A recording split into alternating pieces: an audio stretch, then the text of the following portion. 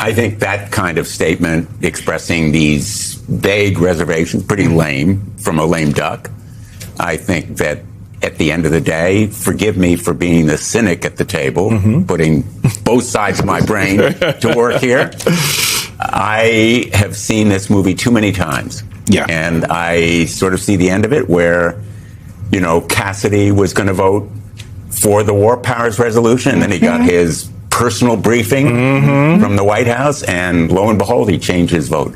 Yeah. So I have to be somewhat doubtful that they're going to vote the right way. They know what the right thing to do is. Right. And by the way, it seems like more and more Republicans are suddenly having serious concerns about Todd Blanche's nomination.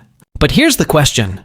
Are they actually prepared to act? Or is this just another round of political theater before they ultimately fall in line behind Donald Trump? In this video, we're going to break down why Blanche's answers are raising eyebrows, why some Republican senators are publicly wavering, and why critics believe this fight is about much more than one nomination. It's about whether the Justice Department can truly remain independent. Stick around until the very end, because the final comments in this discussion reveal what may really be driving all of this. Right. And by the way, Blanche has been submitting more answers to questions that we submitted, as you know, questions for the record, which further impugn his credibility.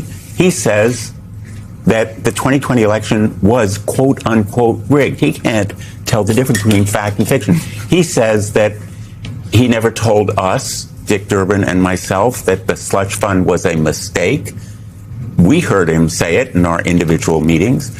So I think that this nomination is gathering more and more burden for Republicans, and they see themselves going over a cliff on it, but I don't think they're going to have the backbone to stand up to. Yeah. I don't think you're the only cynic at the table. I think that we're all pretty cynical about this because at the end of the day, let's put it the Republicans that are uncommitted on the Blanche vote or have said that publicly. You have John Cornyn and Tom Tillis, both who are on the Judiciary Committee. You have Bill Cassidy, who we just heard from. You have Susan Collins. You also have Lisa Murkowski. If these folks cared about the independence of the DOJ, they would have stood up well before now. Thank you. Blanche is not the only person who was working at the DOJ 18 months ago, as all of the ways in which Donald Trump made clear to the American people that he does not care about the independence of the DOJ. Pam Bondi did whatever Donald Trump said. We saw the tweet. We saw the post when he told her to go after people, and then we started to see that happen. So if they actually cared, then they would have done something by now. When you talk to them, are they honest about that? Are they honest about the fact that they have not stood up to their constitutional duty, that they have not done the thing that they put their hands up to say that they would do, which is...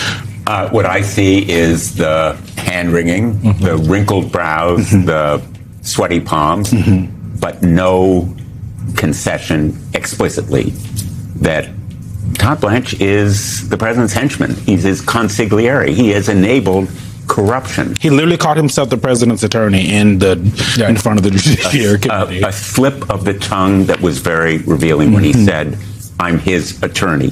He is, in effect, Donald Trump's attorney.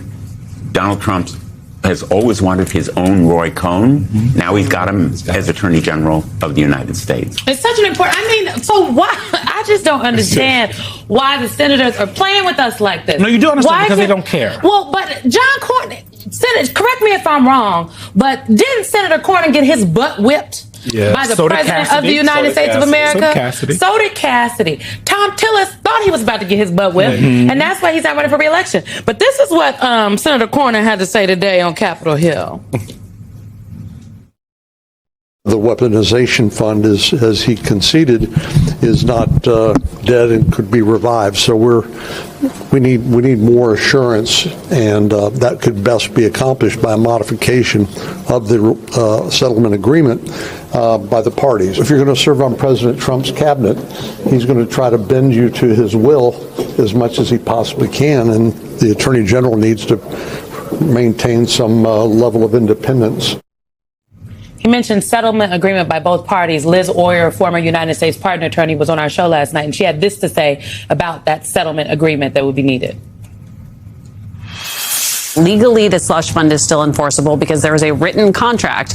The contract says that it can only be modified by a written agreement between the parties, which means not only does Todd Blanche need to put it in writing, but Donald Trump needs to put it in writing that he agrees to withdraw the slush fund. He's never going to do that. So there's really no point in Blanche writing it because he's not going to get the counterparty signature from Donald Trump saying it's dead, and it's not dead. I have two questions. One, what do you think about that? And two, what does the president have on these senators? Because in my estimation, that is the only reason that Senator Cornyn looked like a hostage in that video. Well, Senator, what's going on? What is going on? What do they have on them? Two-part question. Let me take the first part. Liz Oyer is absolutely right.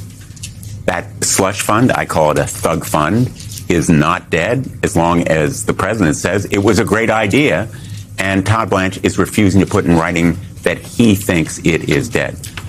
What does he have on these senators? You know, that, Simone, is a profound mystery to me. What is the sway? What is the spell that he has cast? What is the cult? What's the basis for it? Because we all know, we've seen senators standing up. It doesn't take necessarily profiles and courage. I led a veto override against Joe Biden, president of my party. They were not happy at the White House. You may remember it. Joe Biden wasn't and President Obama wasn't exactly happy with any of us who sometimes defied his requests, but he understood that we act on our conscience and convictions. There are times when we need to stand up. And I don't know what is motivating these senators because they have nothing left to lose. You know, that's the irony here.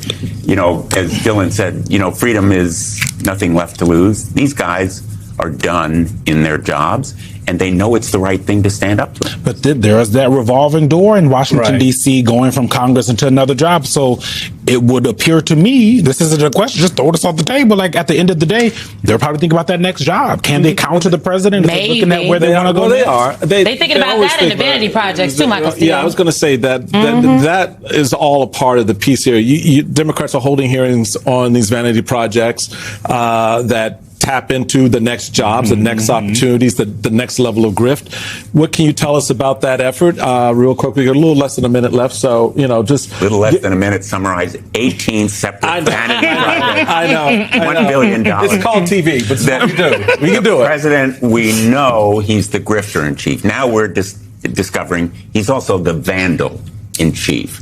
He's hiring his pals, his campaign donors to do the reflecting pool, desecrating an iconic American monument. These monuments don't belong to Donald Trump. They belong to us. And the corruption in this administration has real costs. They're ballooning the bills. They're cratering the quality.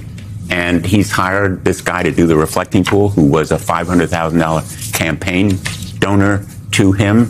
That's why we are undertaking this investigation. Robert Garcia, the head of the ranking member on the Oversight Committee, for hopefully we're laying the groundwork for after November, when we have subpoena power and we can really take it to this administration and uncover more.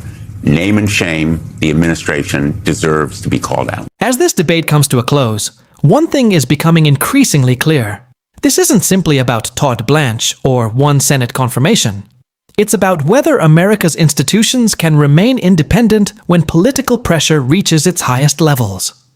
The Justice Department was created to uphold the law, not to serve the interests of any single president or political movement. That's why so many people are paying close attention to how senators respond in moments like this. No matter where you fall politically, accountability, transparency, and respect for the rule of law should never be partisan values. They're democratic values. The decisions made today will shape public trust for years to come. Thank you so much for watching. If you enjoyed this breakdown, please leave a like, subscribe to the channel, and share your thoughts in the comments below. I always enjoy hearing different perspectives.